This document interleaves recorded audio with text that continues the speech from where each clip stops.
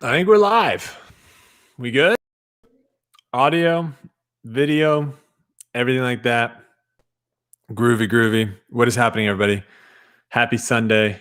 Hope you all had a wonderful weekend. It is getting awfully cold here in Dallas, and I don't know what to do with myself. It is difficult to practice when it's not even that cold compared to other places. I know that, but it does get a little bit, I've noticed it's a little bit more chilly down here. Wait, let me pop this up to get more light in here so you guys can see what's going on.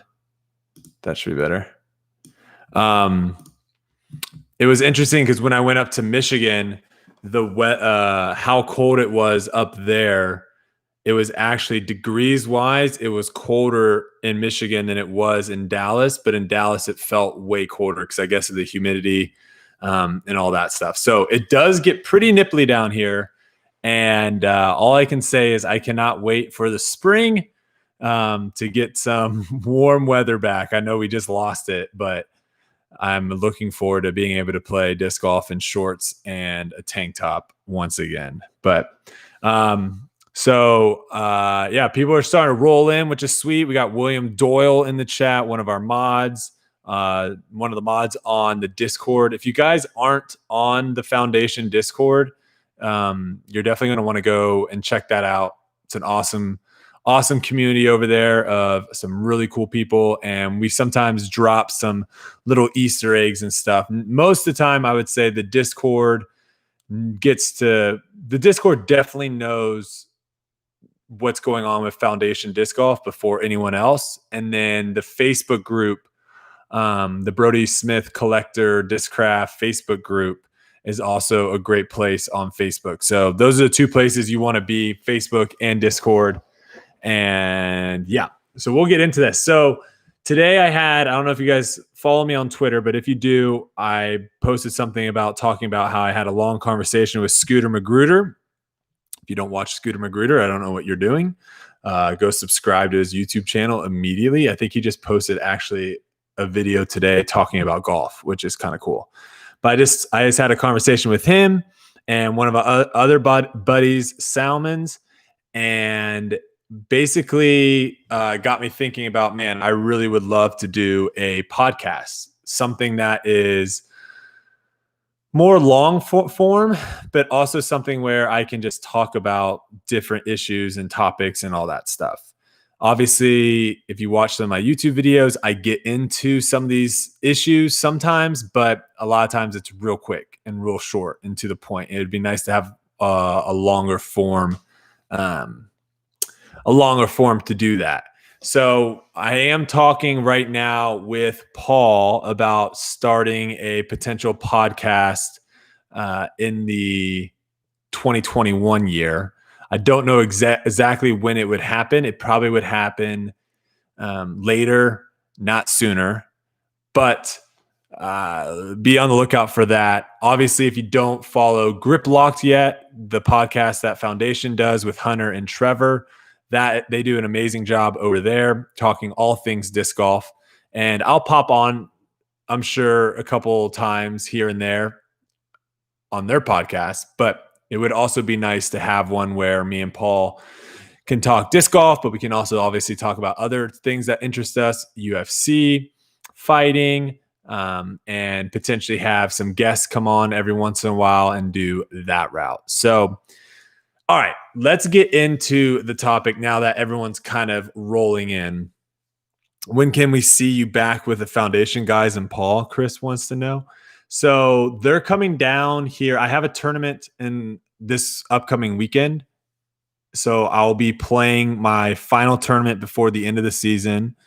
And then when I get back, they basically will be in Dallas the next 2 or 3 days. So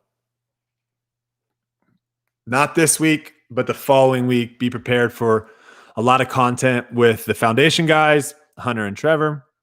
Probably do a podcast over down here. Sure, we'll do tons and tons of YouTube videos. We might even do a TikTok. You never know.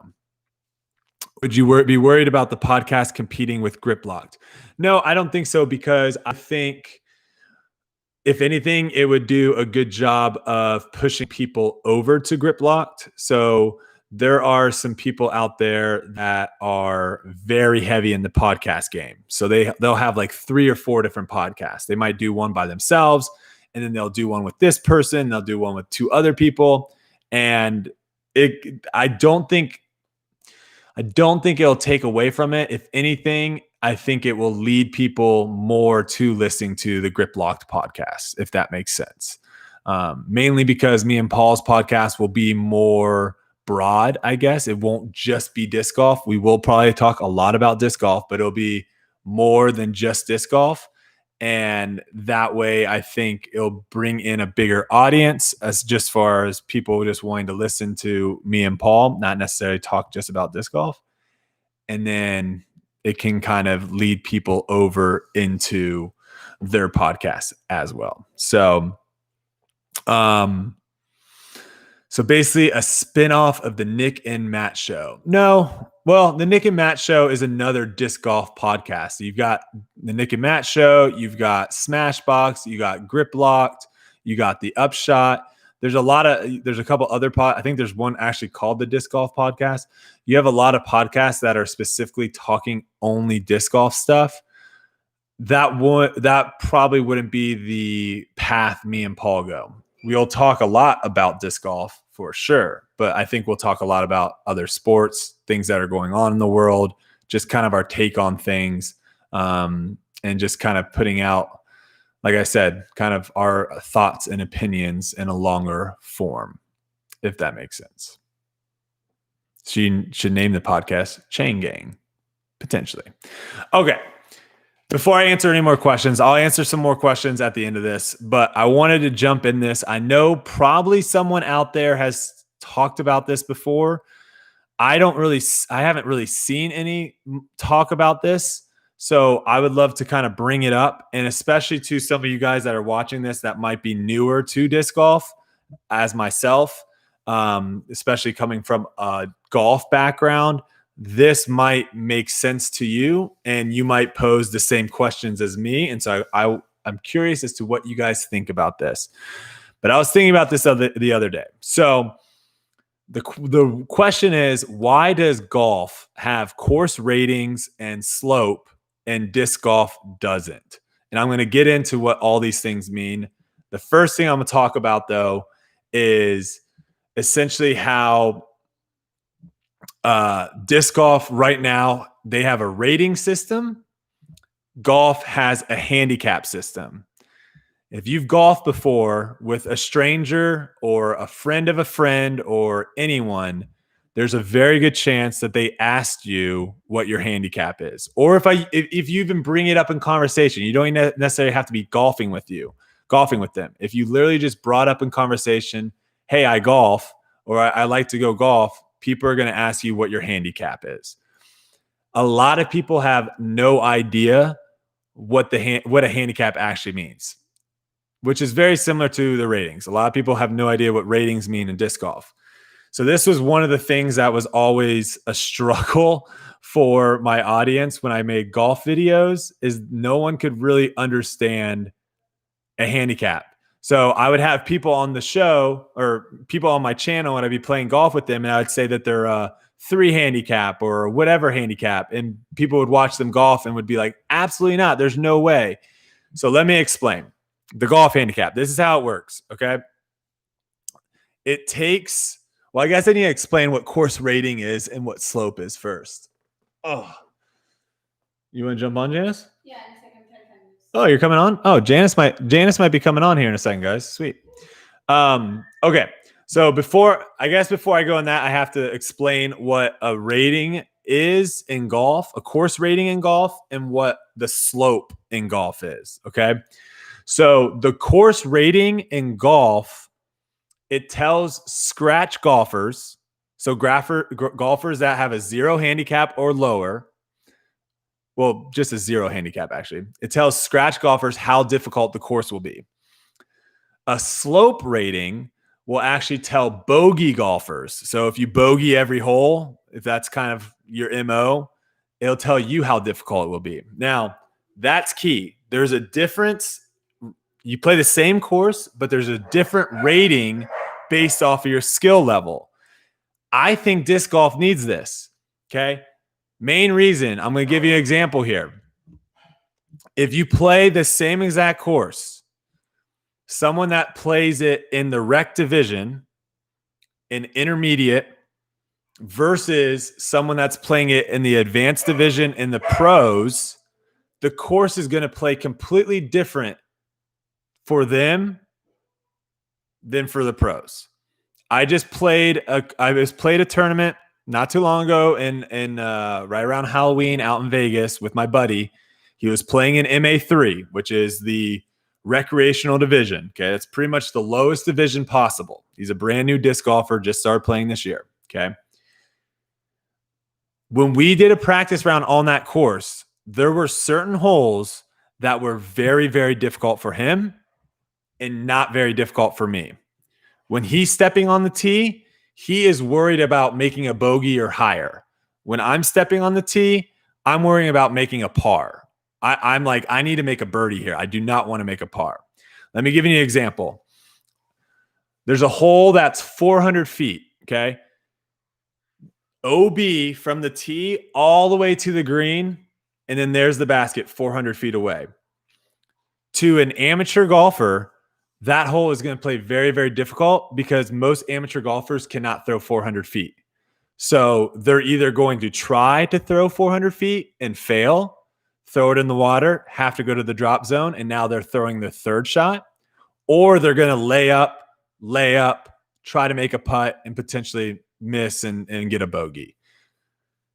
To a advanced golfer or a professional golfer, that 400-foot hole is not very hard. Okay.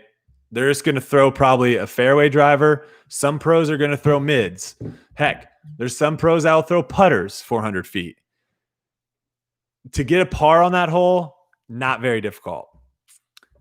To get a birdie, maybe a little bit tricky, but you can see my point. How that hole plays based off of their skill level is completely different. Right now, the rating system for disc golf says that hole plays the same skill level for both. Ask Conrad. Yeah, Conrad can juice a putter for sure. So, now that you guys know kind of what the course rating means and what the slope rating means, and the slope does not actually correlate to strokes. The slope is a number system between 55 and 155. The higher the slope, the more difficult it is. The course rating, that is 100% strokes. The dogs are going nuts in the back. That's 100% strokes. Here, we'll pop it this way so Kelsey can be in a little bit. So course rating, if you're a scratch golfer and you play a very, very difficult course and you shoot, let's say, and you look at it and the course rating is like, let's say par is 72, but it's a really, really difficult course. The course rating might be like a 77, which basically means if you're a really, really good golfer, you're going to shoot, when you play well, 5 over par. So depending on how difficult the course is, that will change the course rating. I've played courses where sometimes the course rating is like 68. So you're expected to shoot under par if you're a scratch golfer. And I've played courses where the rating's closer to 77. Disc golf doesn't really have anything like that yet. The other thing, are you on top of comments? Because I'm not reading comments. I'm laughing. Someone goes, I literally know nothing about Frisbee and I have no idea what you're talking about, but keep doing what you're doing. Oh, why the heck is he in here? Someone said, how's Kelsey's backhand coming along?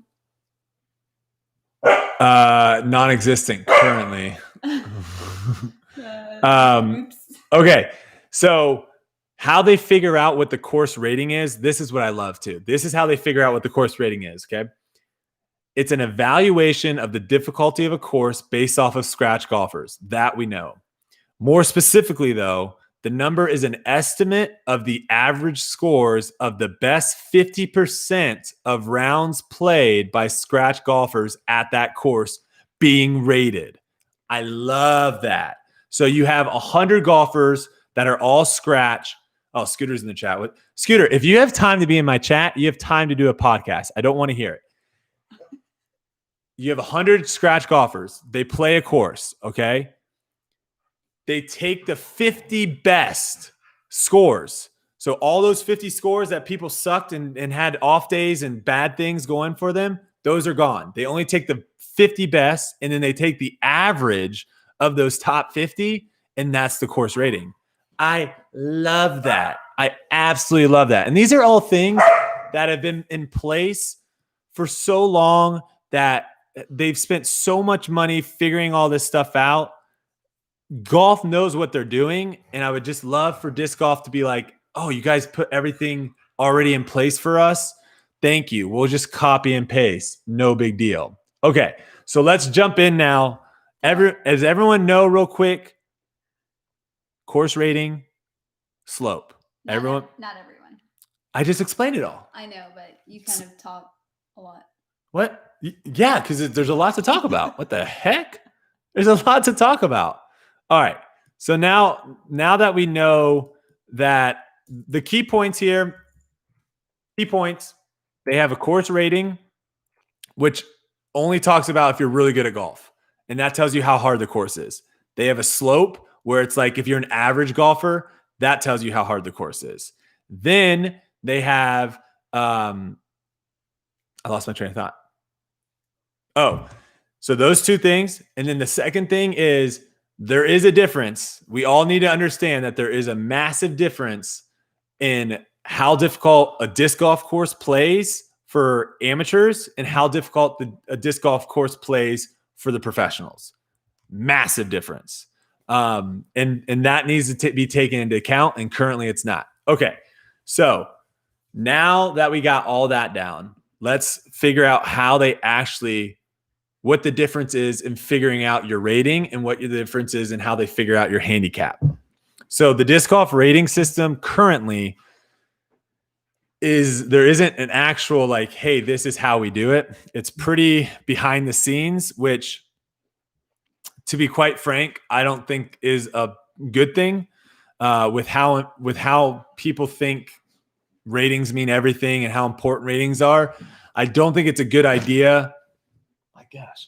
I don't think it's a good idea that no one has really any idea how they figure out those numbers. It'd be probably very similar to like the college football rankings for the playoffs if they just didn't tell you how, like what formula they use to come up with the rankings. I think that would upset a lot of people, especially if your team didn't make it into the playoffs.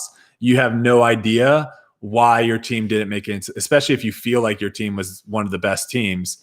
You would have no idea.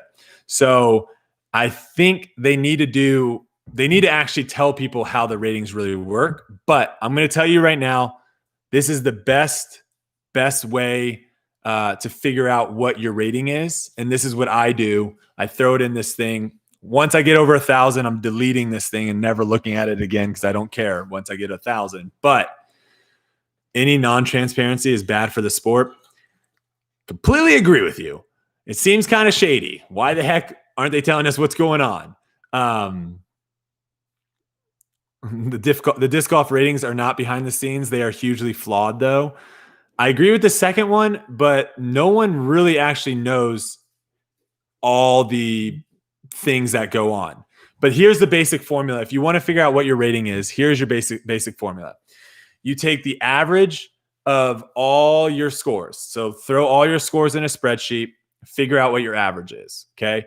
Then from that, you're going to figure out your standard deviation of all those scores.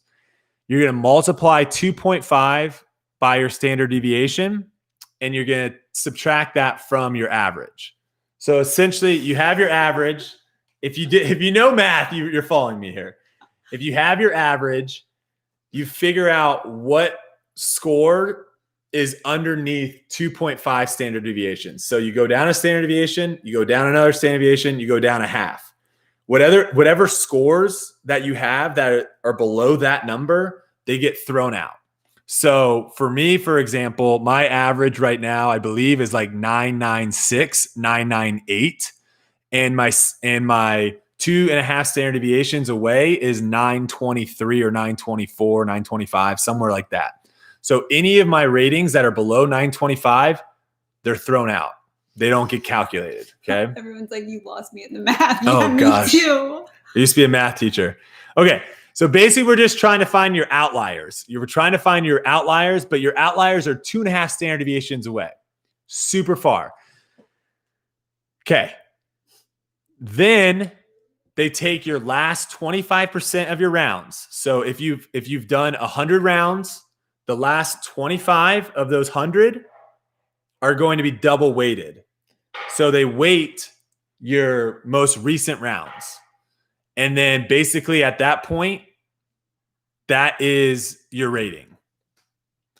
And ratings only count for the year. So as the year goes by, whatever you did the previous year on the same date, those fall off and then the new ones come in. Weight, W-E-I-G-H-T. They're weighted. They're double weighted. Okay. Feel like I'm in a stats class now. I'm dropping knowledge, guys. Dropping knowledge. Okay. So that is the only thing the ratings do. That's it.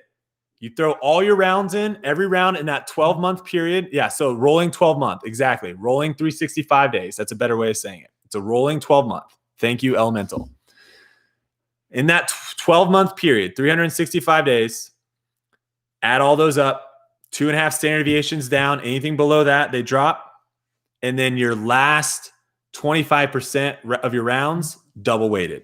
Scotty, I got your Get Freaky in 3-pack and new Roach. I started playing in February and loved watching you play and grow since you started playing. Just keep slinging them discs. Yeah.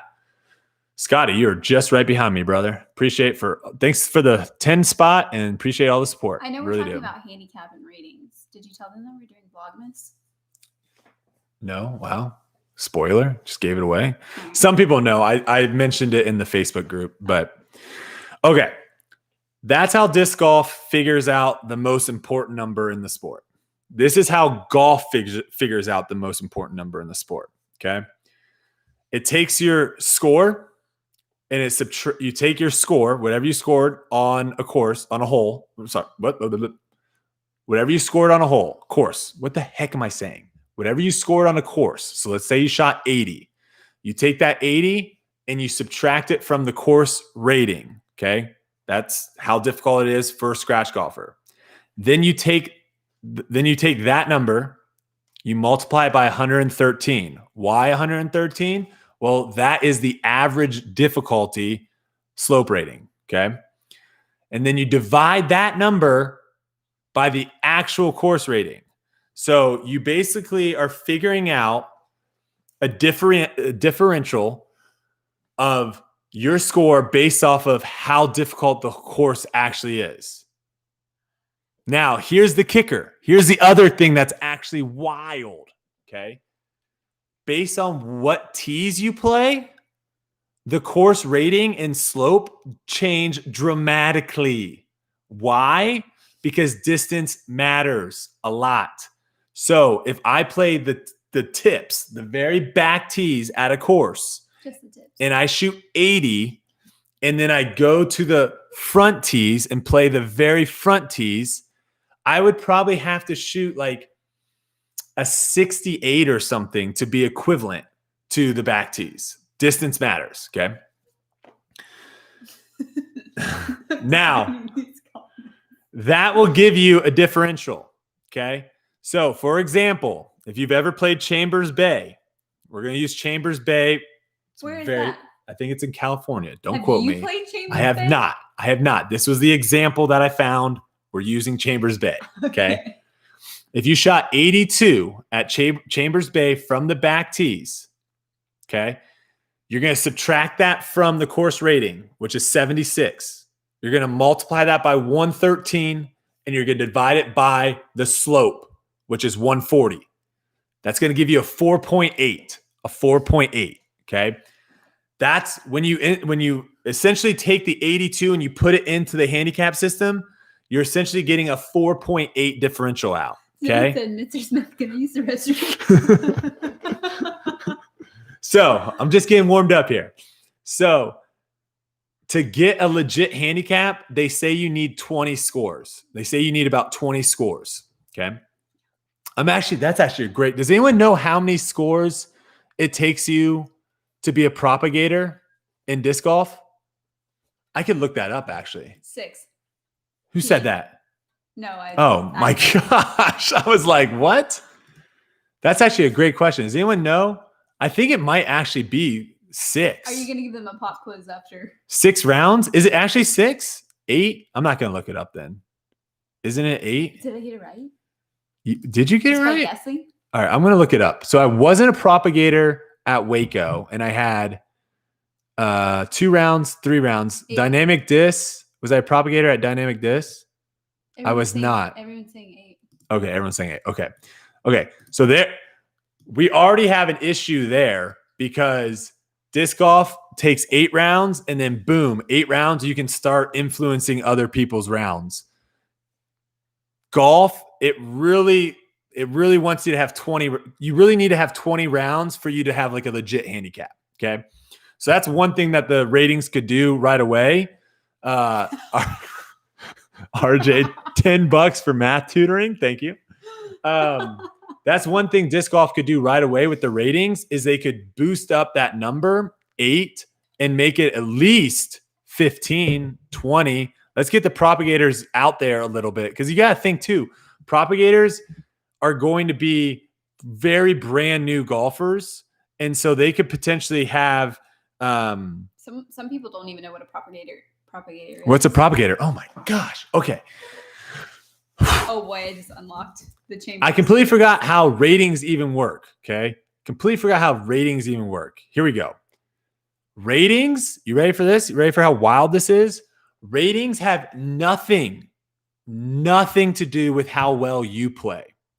They have everything to do with how everyone else around you plays. So me, Kelsey, and Paul Macbeth all play in a tournament. Okay. That would be sick. Where's Hannah? Me, Kelsey, and Paul Macbeth all play in a tournament. Paul has the worst round. It's just us 3, by the way. Only 3. Okay. No one else is playing in the tournament. Paul has the worst round of his life. I have the worst round of my life. But I have the best round of my life. Kelsey balls out of control.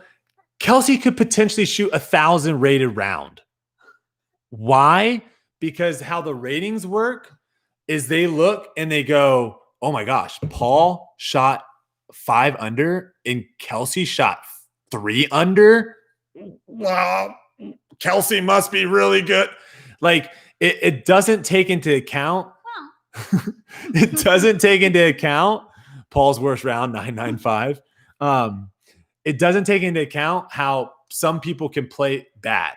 And spoiler alert, most people play below their potential during a tournament because of pressure. Well, I mean, if you just look across the board and you look at someone's 100 rounds, my guess is only 20% of those rounds are actually going to be them playing the best they could be playing. It'd be insane to think that golf is way too hard for someone to, and there's way too many factors. There's a lot of luck involved. It'd be way too difficult for someone to just go out and say like, you can be playing consistently your best golf 80% of the time. It's insane. You don't do that.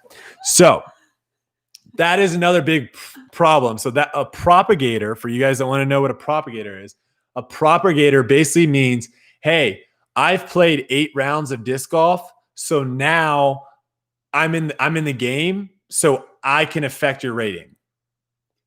Okay. That's what a propagator means. If you're not a propagator, that means like, whoa, I'm super new, AKA I have no idea what my rating is yet. It's super funky and going all over the place. So don't use me as a propagator because who knows what's going on.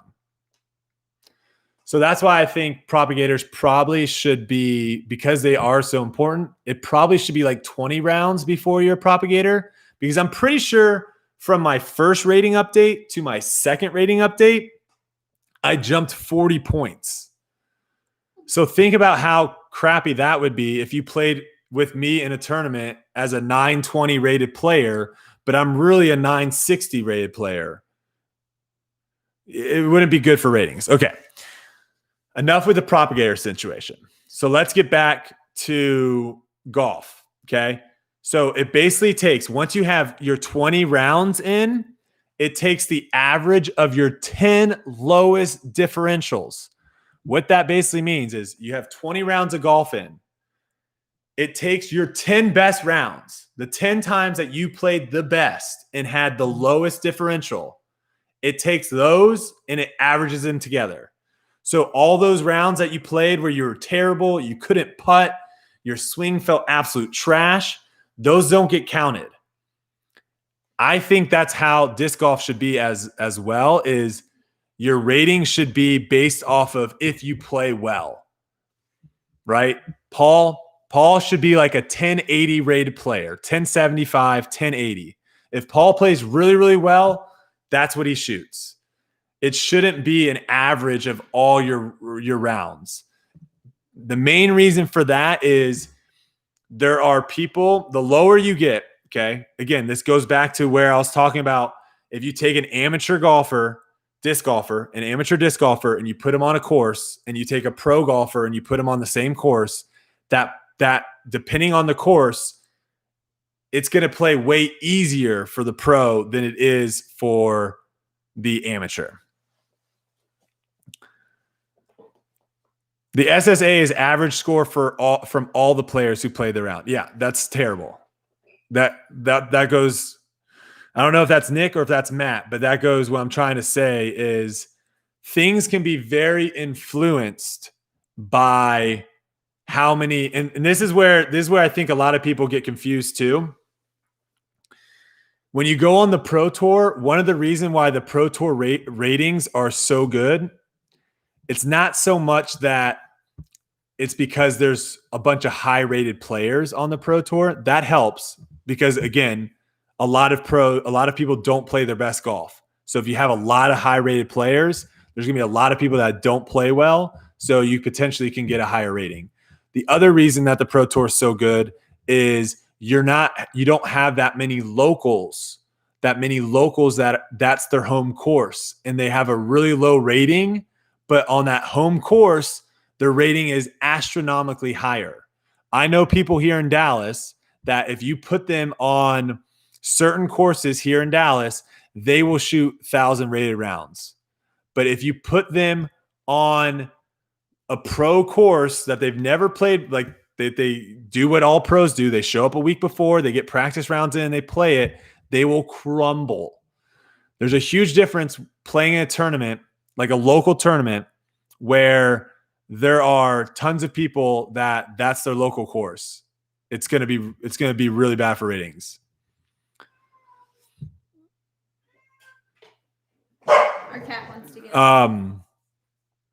long story short, I think ratings are dumb. I think they should not be used. I think they should not be used for pros.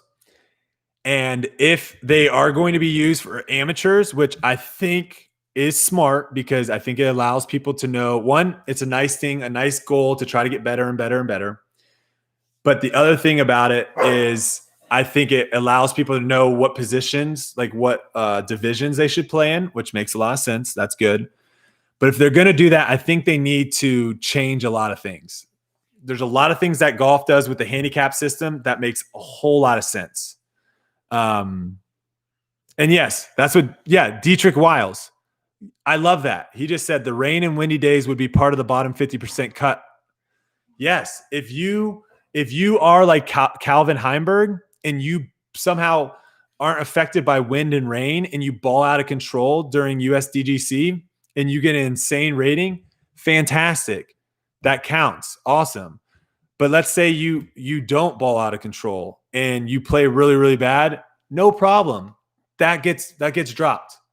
You don't have to see it. So that solves this whole idea of like people saying, well, if the course, the course was playing a lot harder because it was super, super windy and yada, yada, yada, and we need to adjust for all that. If the course plays really hard because it's windy, and you don't play well, then it just gets dropped. No problem. Just gets dropped. I'm rating your hair 1,000 right now. Yeah. Thank you. Thank you. Thank you. Can you like put a hat on? Huh? You want to put a hat on? No, I've already been going for a lot of time. Not all bad rounds are discarded. Very few bad rounds right now are discarded. I mean, to me right now, I'm 996 or something. Does he have to go potty? Or does he just want to play? With Faye. Oh.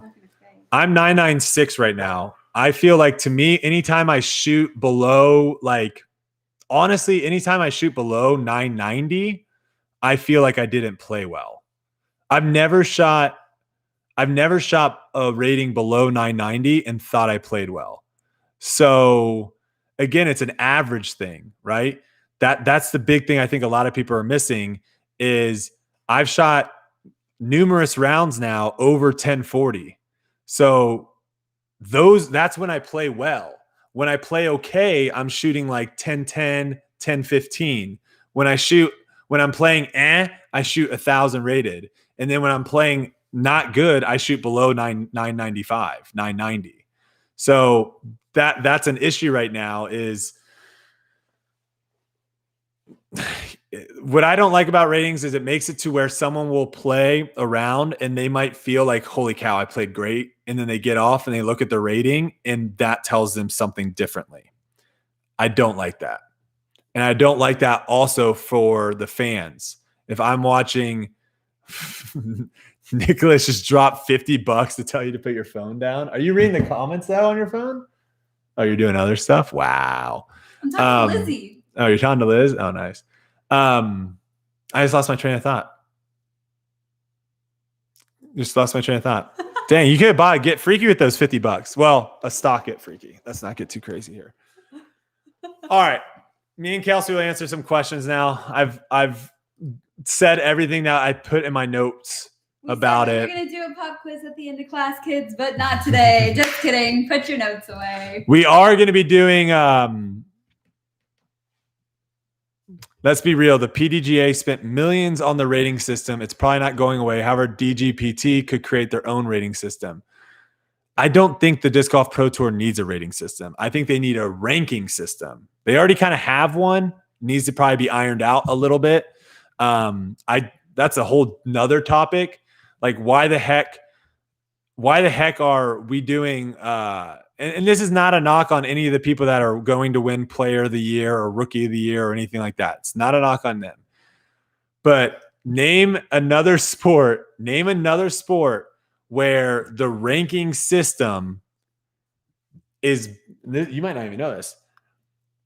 So the Disc Golf Pro Tour is doing like a Player of the Year, Rookie of the Year, like all those things. Or is it the Disc Golf Pro Tour or is it the PDGA? Who does that? Who does the Player of the Year and stuff? We did that on DCC as a team, but we were a team. It was more like a teamwork thing. And what? And we voted for like Veteran of the Year, Rookie of the Year, Most Valuable Person, and like the MVP.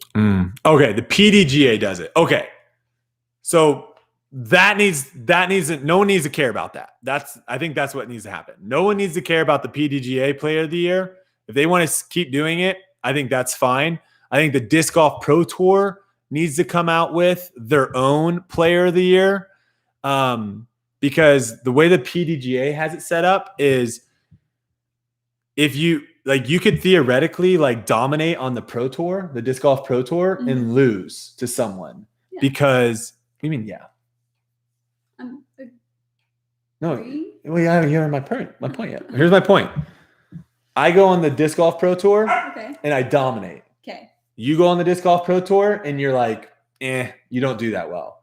But you play in a bunch of local A tiers, and you dominate those. Because I'll have spoiler practice those. Huh? Because I would have had no for what? Well, less competition. Like think about like the A tiers. Because of who's playing. Think about like when I played like veterans. Okay, the tournament I just played here, it's A tier. Think about the level of competition there versus like Waco. Waco, you had 30 or 40 really, really good players. Yeah. Veterans, you had like 15. Okay. Not saying that players weren't bad, but A tiers, in general are smaller tournaments. They're going to have less good players. Yes. So if you go and you just wreck a bunch of A tiers, but you don't do good on the Disc Golf Pro Tour, you could still be player of the year. Because I just went on the Pro Tour and I dominated and I never played any A tiers. I only played the biggest tournaments. I played the biggest tournaments and I dominated. And then I was like, deuces, I'm out. But you kept playing in all these little tournaments and you dominated player of the year. So I think PDGA needs to, can keep doing their thing. But I think mansplaining going on. No, I was just explaining to my wife the difference. Wow. I think the Disc Golf Pro Tour needs to have, you about to block that person? No. Oh, I think the Disc Golf Pro Tour needs to have their own ranking system, player of the year, all of that stuff. Okay, we'll open up to questions now. Yeah, don't go on another rant like that. We'll open up to questions. Does Calvin Heimberg ooze swag in person as much as he does on screen? He is, I would say Calvin Heimberg has that confidence about him. But it's like, it's a quiet confidence, if that makes sense. He's not like the big, loud, cocky, arrogant person, but you know he's very confident in himself. Brodie's going to Florida on Tuesday. So you don't like Dickerson? No, I'm a big fan of Chris Dickerson, actually. I'm actually going to be doing a practice round with him this week. Big fan of Chris Dickerson. It's not I think Chris Dickerson is potentially going to win player of the year for the MPO. Okay. And a lot of that has to do with him winning a lot of A-tier events. He also did win the only major. I think some people are forgetting that. There was only one major this year. He won it. I have no problem. If there's a route for it, play smarter, not harder. I have no problem with him winning player of the year. I'm just saying doing the player of the year like that opens up for a lot of loopholes and weird stuff happening. Have I met Ezra? I have. Super nice guy. Bears versus Packers. Who you got? Either. They don't even have cheerleaders. When can we see a restock of your discs? That is a Discraft question. We are hoping for something at some point. Are you guys Christians? Yes, we are. Should putts be nose up or down? Should what? Putts be nose up or down? People putt differently. You've got someone like Ricky who putts nose down. So you'll see him a lot of times. He'll throw the disc a little bit above chain height and it will dig into the ground. I think Kevin also putts very similar when he does his straddle putts. And then you can look at someone like Eagle. Eagle's very flat, not nose down, not nose up. Paul is a little nose up. Heiser.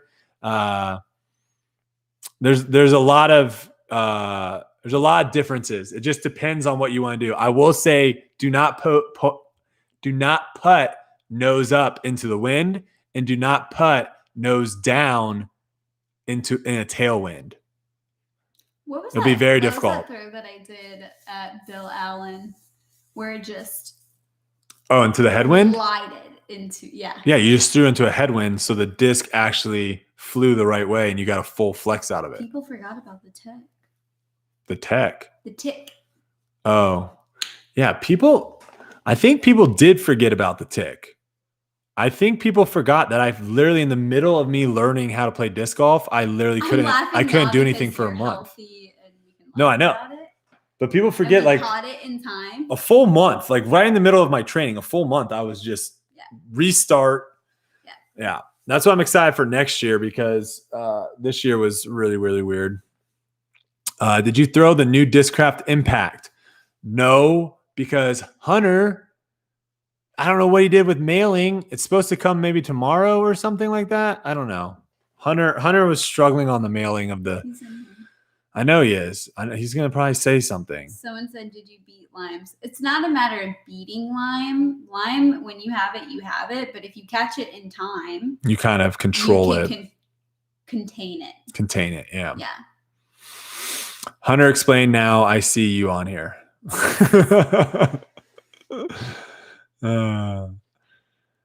Whoa, whoa, whoa. I sent that puppy priority mail. Don't put this on me. Okay. We'll put it on shipping. We'll put it on UPS It or was someone. just Thanksgiving. He's roller rabbit, not postal parrot. Oh, how about this? I got a question for you. I am playing Pro Tour this year. Yeah, I'm doing the full tour.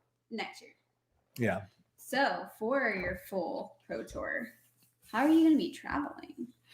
That was a question that I had with this craft. I will be flying into some tournaments, and then I will be renting a car, like flying. I'll be flying in and flying out of some tournaments, and then some tournaments I'll be flying in, renting a car, and then kind of on the road for a couple weeks, and then fly out. Dang. Yeah, and then you can just basically fly up whenever you want to So basically, come watch. January is the last month I get to see you. No, I'll be home. I'm not going to be on the like at most I'll be gone like 3 weeks. No, I'll fly up. Yeah. But I'm saying like that I'm not going to be on the road for more than 3 weeks because I'll literally go insane. Van life in the future? Absolutely not. I can't do that. Nope. And I won't participate. Can't do that. Some people can do it and some people love it, but are they going to sign Janice? No, she's not a disc golfer. I'm a dancer. She plays disc golf, but she doesn't try to do it professionally. No. What is the best overstable driver for forehands? I would say look at either Big Z Nuke, an ESP Zeus, or an ESP Force. Or if you're those are drivers. If you're looking for a fairway driver, I would go with a fairway driver. I would go with a Raptor. No, that's super understable, Janice. Someone said, "Who's the real boss, Discraft or Johannesburger?" Well, Discraft is one of my sponsors. Janice is my wife, so she's the boss. To be honest, Moose Man's probably the boss. Have they even seen Moose? No, yes. Some people didn't even know we had a new puppy when I posted that picture on Instagram for Thanksgiving. I guess I never posted about Moose Man on Instagram. I don't know. Some people don't know we have a new puppy. Moose. We have 3 corgis now. If you weren't, I can't pick them up. So come over here. Where's he at? Come here, Moose Man. Moose Man. Come here, Moose Man. Come here, Moose Man. Come here. You're fine. Come here. Oh, okay. This is Moose, aka his real name is Ace.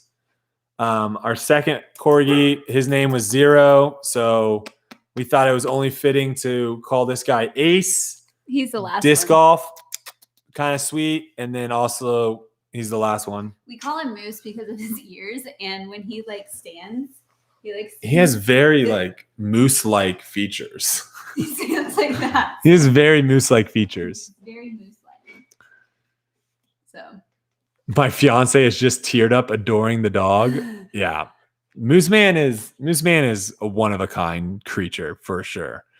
He wakes me up every morning too. He's very good alarm dog. How do you find your putting style? Ooh. To be honest, we've moved into a cry.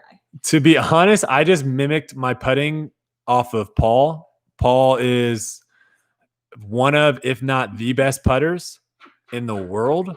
So I just mimicked it off of him and it felt comfortable for me. It felt natural. So I went with it. I think that's probably the best way of doing it.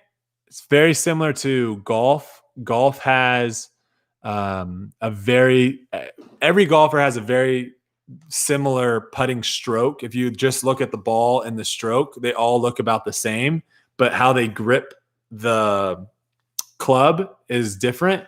So I would say it's very similar to that, where there are very important things that you need to do in a putt for disc golf, but how you get that way can be done different ways based on what's comfortable for you. So I would look at some of the best putters: Ricky, Paul, Eagle, Chris Dickerson. Who else am I leaving out?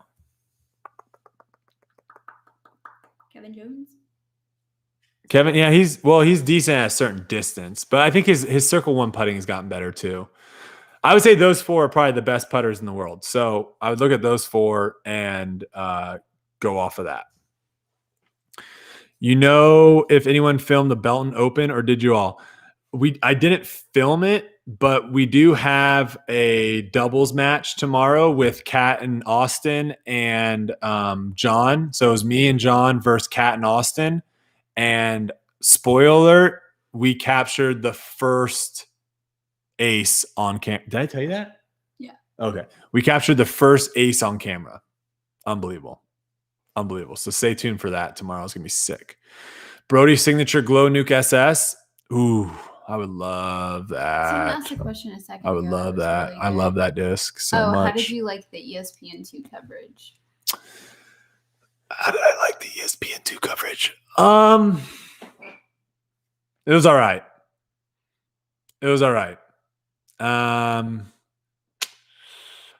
To me, I think the best way of describing it, it felt like I was watching a Ironman triathlon. Have you ever watched those on TV? No. I've watched the CrossFit stuff. Yeah, CrossFit's good though. The way they have it set up's good. How the Ironman works is they both have men and women going on at the same time, but they're doing different activities. So it's not like all the men and all the women go off at the same time. I believe they have heats, so they are separated a little bit. And then obviously you go swim, bike, run.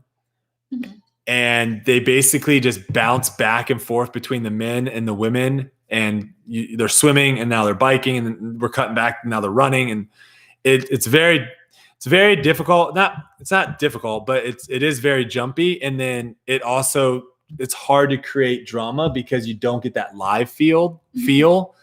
And I think that's the problem with these is you don't get the drama, the buildup, because everything moves so quick and it's like, okay, she has the putt now to tie. And you're like, what? And then boom, it happens. So I love watching it live more just because you get the buildup. You get a little bit of the pacing's a little bit better. Goes, Liz, I'd agree. Me, when on earth have you watched a triathlon? It's true though. For the people that have watched triathlons, they know what I'm talking about. I think Trevor agreed with me earlier. What shoes do you play in? I play with the Nike Wild Horse. It's kind of sweet Wild though. Horse. Yeah, it's kind of sweet. Maybe they'll come out with a dark horse shoe, but the Nike Wild Horse, it's pretty nice. Drone is the best mid-range. It is so overstable. Have you played courses in Michigan? Yep. What are you focusing on the most this offseason? Putting something else. The things I'm focusing on the most this offseason would be getting back in shape and getting a little bit more distance on both the forehand and the backhand. Are you and Paul going to be more active with Foundation? Yeah, Hunter and Trevor are coming down here next week. We're going to be filming a bunch when they come down. Is Paul coming? It'll be good. I don't think Paul's coming. He might. Who knows? He might show up. Who knows?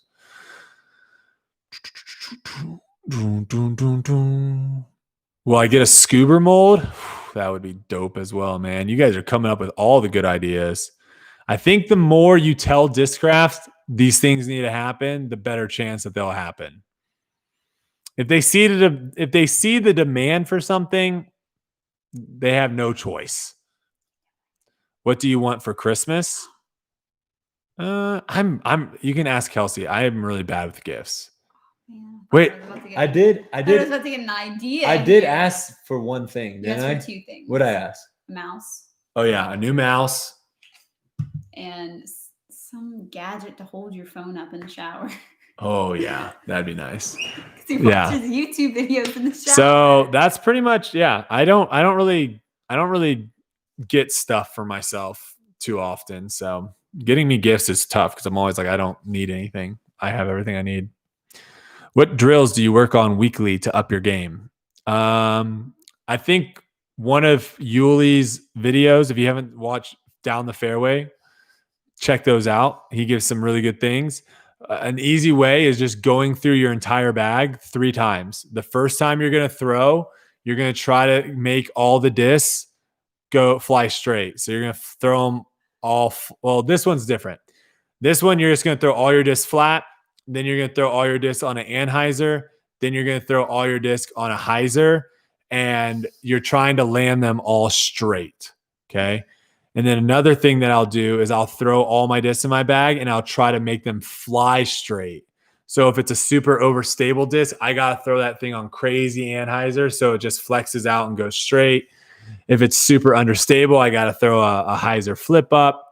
Doing those two things, that'll dial in everything. Oh my God, a lefty said, "What up, Janice?" Oh, you're going to have nightmares now from that lefty. Nightmares. I'm just kidding. Also, shout out to Yuli for that Bushnell commercial. It was hot fire. Hey. That might have been my favorite thing about the ESPN2 is the commercials. The commercials are great. We just now need like outside sponsors, more Bushnells, more companies like that. That'd be sweet. Do you do ice bass? Oh, I saw that too. Mm-hmm. I used to do ice bass regularly for ultimate frisbee. I switched over to cryo, so like jumping in those cold tanks, those like where it just shoots hot cold air on you. But I don't do it that much. I would say I spot ice more than anything right now. What would your first signature disc be, and what would it be called? Man, there's so many. There's so many. I don't know. Oh, can you talk more about Vlogmas? You want to talk about it? Oh, yeah. Well, we actually have to plan it today. Yeah. But so basically what Brody and I are doing is the 1st through the 25th. Simon kind of said that he was doing the same thing. The 1st through the 25th. Do you know when Vlogmas started? Like, who was the first person to do it? Do you know how long ago it was created? Like 9 years ago. I don't know if it was 9 years ago. It might have been like 8 years, but it's close. Yeah. Basically, we're dropping a video every day, the 1st through the 25th of December. Some of them are going to be obviously pre-recorded and some of them are going to be live streams. So stay tuned for that funness. Some live streams in there. Maybe do another 1,000 putts. Who knows? We'll see. Get drunk this time. We'll see. There'll be some fun giveaways, I'm sure, and all that stuff. If you guys have any ideas, drop them in the comments. Don't put them in the live chat because we can't see those after. There's way too many comments in this thing that it's going to be impossible and miserable. If you have any ideas, drop them in the comments on the YouTube video. And then if you want, go through and read other people's comments and thumbs up the ones that you like. So we can kind of see which ones are good ideas and which ones are not so good ideas. What's your take on disc dyeing? That will be one of the videos. Yeah. We've been wanting to do that for a while. Oh, do you want to grab that Get Freaky that's dyed? It's the very first orange on the left, bottom left, very first orange. I've looked into it. I need to re-look into it again because last time I looked into it was like months ago. There was one way of doing it that I really liked how it came out. So, full rack in the chat. You remember that? Oh my God, zebra cakes. So I can't remember the guy's name. Gosh, dang it. I'm so bad. So bad with names. So bad. But someone reached out to me and was like, hey, I would love to dye one of your Get Freakies. And I was like, heck yeah. Look how sick it came out. Well, no, he actually dyed one like this. And I reached out to him and I was like, bro, that looks sick. It's So this was what came back, and it's really disgusting. And it looks really freaking good in the sun too. Looks really good. I just like the orange and yellow stamp too. So we'll be doing something like this. I don't think we'll be dyeing Get Freakies.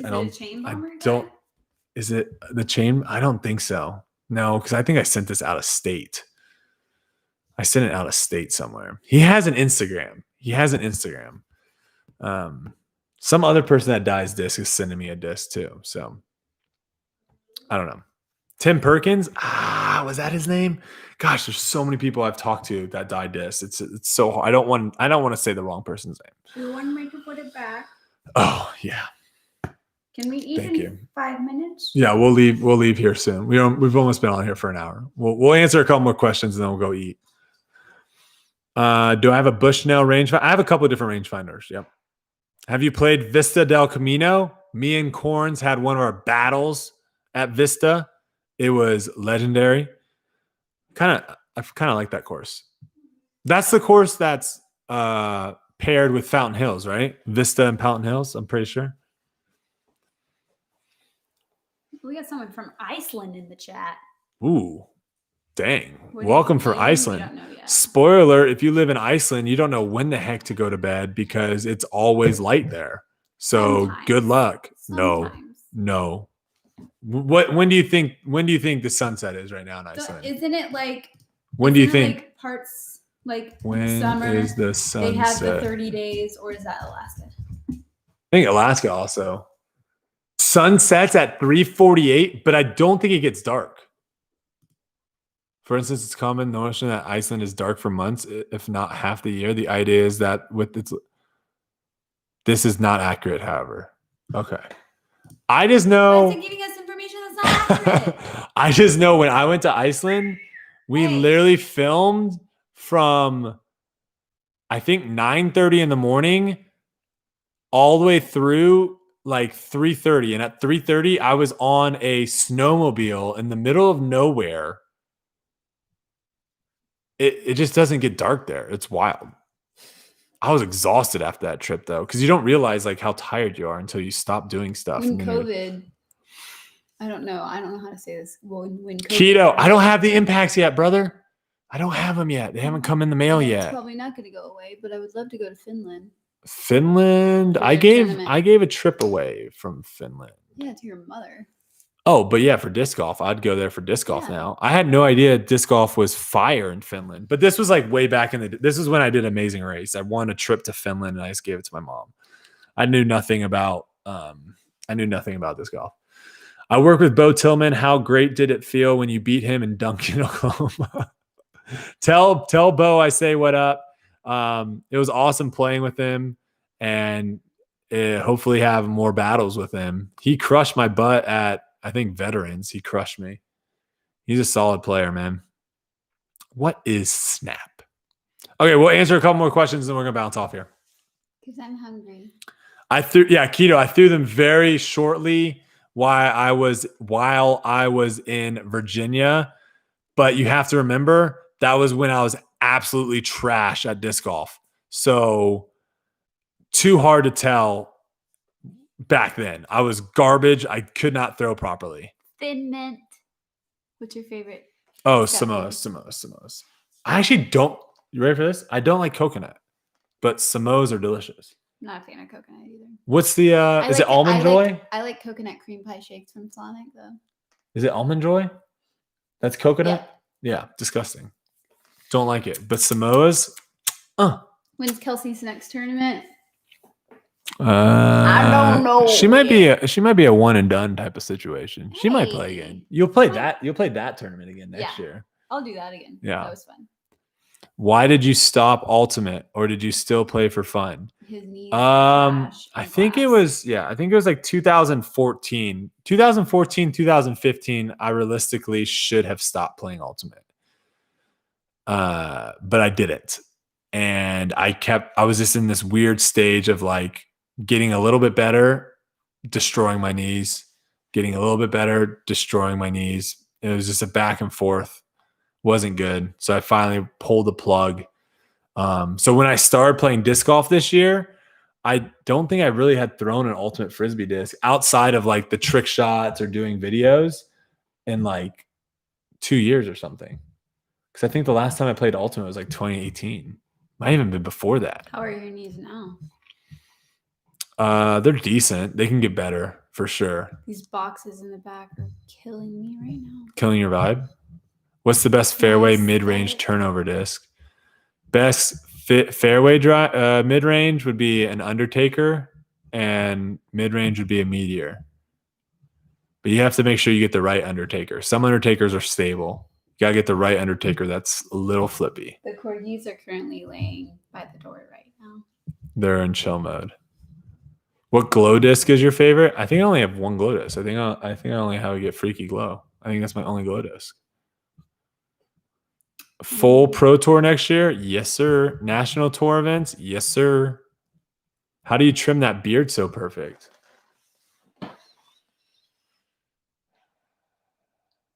Ask him when he's getting a haircut.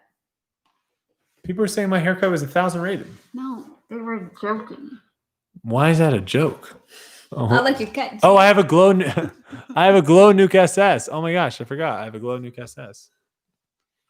It's still my glow get freaky. I don't have a glow buzz though. I forgot I had that disc in my bag. Glow Nuke SS. Someone keeps asking what's for dinner, and I don't know. Guys, give suggestions for Kelsey on what to eat. We were supposed to go on a date tonight, but we switched it to tomorrow. Yeah, we switch it tomorrow. And I was really excited to have a steak and mac and cheese. My hair looks like I just woke up. I took a shower today too. What the heck? Well, I mean, stop doing that. That's not helping. Fajitas. In-N-Out, no, we're not passing on ramen. Country ham with that mac and cheese. Chipotle. Hey, I'm doing my first tourney this month. How do I get through first tourney mental blocks?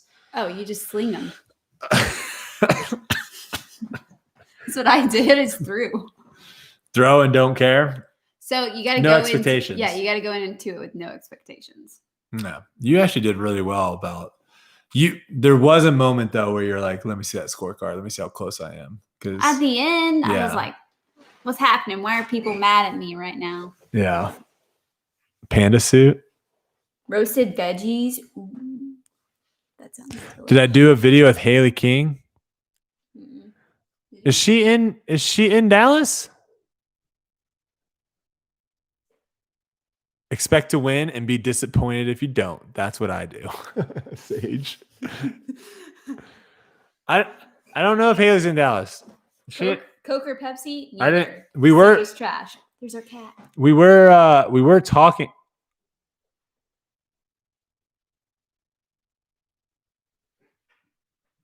She never comes down here. Why the heck is she up there? A moment of documentation. The window's not even open. Does he go up there? Is she trying to escape? I don't know, but Moose is on the. Moose is checking it out right now. It's the cat cam. What is that? She's just gonna chill there. All right. Well. Oh, all right. Moose Man's like, you're not doing anything, so I'm out. I did not. I talked to Haley very shortly about Dallas. She asked like, "Hey, are there any good courses here?" And I was like, "Not really pro level courses." And I don't know. I would love to film with her though. Someone else said something about Barsby. Would love to film with Barsby if he's ever in Dallas. You come to Canadian Nationals and hopefully all these guys know. Just hit me up on like Twitter or Instagram or something if you want to film because I'd be down. He's always down to film. What's Moose doing? Oh, will you come to Canadian Nationals and PEI next year? What's the date on that? Also, are we even doing an Every time she moves, it's so distracting. Okay, bye, Mamacita. See ya. See you later. Are we even doing are they even doing international stuff next year? COVID? I don't know. Can we even do that stuff? COVID's I don't think COVID's going Whoa, anywhere. Lance just got spooked. Okay, 2 more questions. That's it. I'm knocking this off. Kelsey's cutting it off. Final 2 questions. Who's the most underrated pro, in your opinion? I'm guessing that's what he meant to say. I think he meant to say tour, if I had to guess.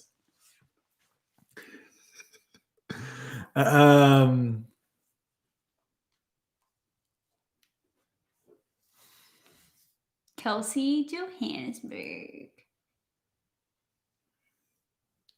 What if her last name is Johannesburg? Janice Johannesburg? If my last name was Johannesburg? Yeah, Brody Johannesburg. You haven't even switched your last name yet. This would have been a perfect time to switch it because we're not traveling. What the heck have you been doing? That was the whole reason you didn't want to switch it. Is because all the travel. You should switch it now, Jit, before you get passport duties. Most underrated pro.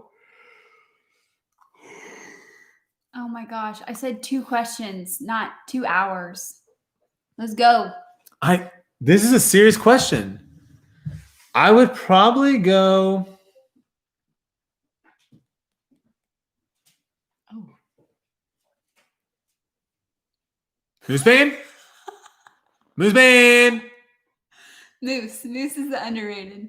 The suspense is killing me. I'm gonna go with Calvin Heimberg. Wait, he's great. I know, but I don't think the majority of people. It started happening a little bit this year, but I don't think the majority of people really know how good he is. The last tournament I watched, where I don't even remember what tournament it was. He was balling out of control. He's not an underdog. No, he's but underrated doesn't necessarily have to mean like someone. Calvin isn't underrated. Hear me out. He's underrated.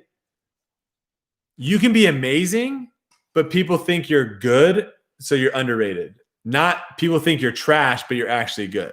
Does that make sense? You can be good and be underrated because you're actually way better than people think you are. Okay. That's my point. I think people think he's good, but I don't think they realize how good he actually is. Okay.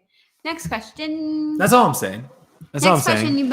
You better I just don't think he gets in the conversation for like one of the best players on tour, and I think he should be. Maybe that wasn't a good answer. I don't know. You guys put me on the spot. Give me another good on the spot question. Find a good one. Someone said feed this woman. Yeah, I'm getting hangry. Oh boy. What's the next step? I didn't know we were going to be on here for an hour and 11 minutes. Someone asked what my next steps are. Ooh, you going to give any details? Were you going to say follow your Instagram for deets?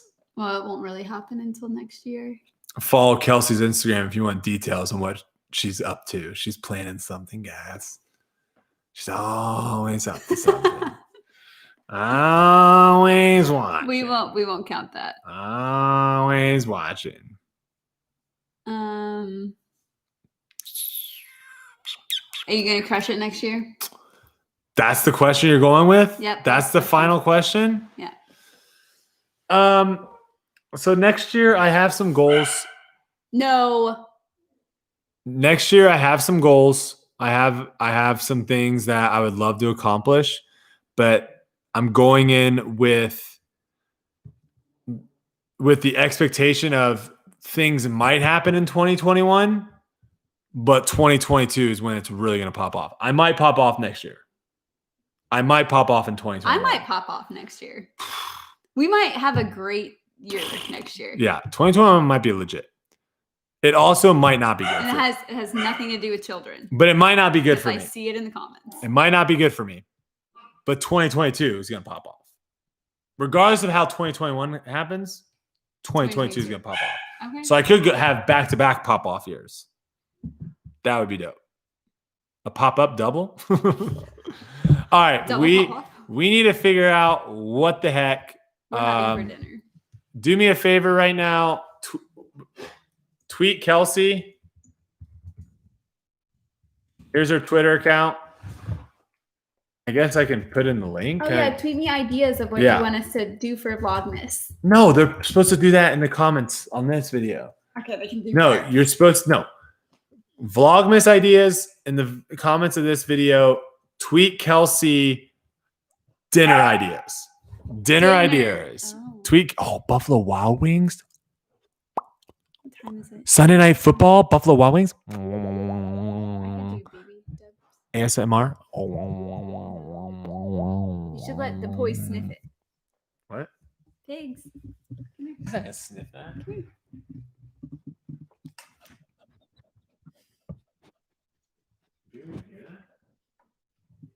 Can y'all hear that? Oh, it's gonna be packed. I don't want to be there. I don't want to go someplace that's packed. Indian food. Texas Roadhouse. You want me on the toilet all night? All right, folks. That is going to wrap up this episode of... You can hear it. That's going to do it again. One more. Smell. Smell it. Smellers. Smell. Al Beamers. Little baby. Oh, that's probably really loud. Little baby. He's probably sleeping. Yeah. All right. That's going to wrap up this episode of Should Brodie Get a Podcast? I mean, we talked for long. You guys let me know. Do you want to see a podcast situation? I think, I mean, clearly, if you follow me on Twitter or pretty much anything, you know that I have opinions on lots of things, and I'm not afraid of saying them. Sometimes they get me in trouble, but you know what? There's a lot of people out there thinking the same way. Hayden really wants to know if I'm going to get my rating next year. No, that's not what it is, Hayden. She has to get, you have to play 6 more rounds. Yeah. Wait, no, you have a rating. You have a rating. You get a rating as soon as you play your first round. You're just not a propagator. You already have a rating. Her rating is like 760? 760? 741. Yeah, she already has a rating, guys. She's 741. Okay. Watch out.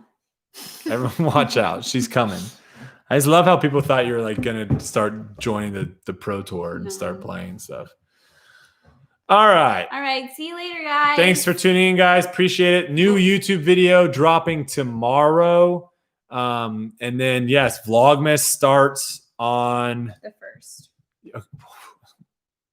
Oh dang, Vlogmas starts on Tuesday. We need to film something. We need to film the first video tomorrow. What the heck? We gotta figure that out. All right. Oh, Moose Man, want to smell it real quick? Here, bring him up here. Moose Man. Bring him up here. Okay, hold on 1 second. I'll sit in the comfy chair. Thank you very much. Oh, you could have sat in it all night. I forgot. Like, smell. What's this? What is this? What's that?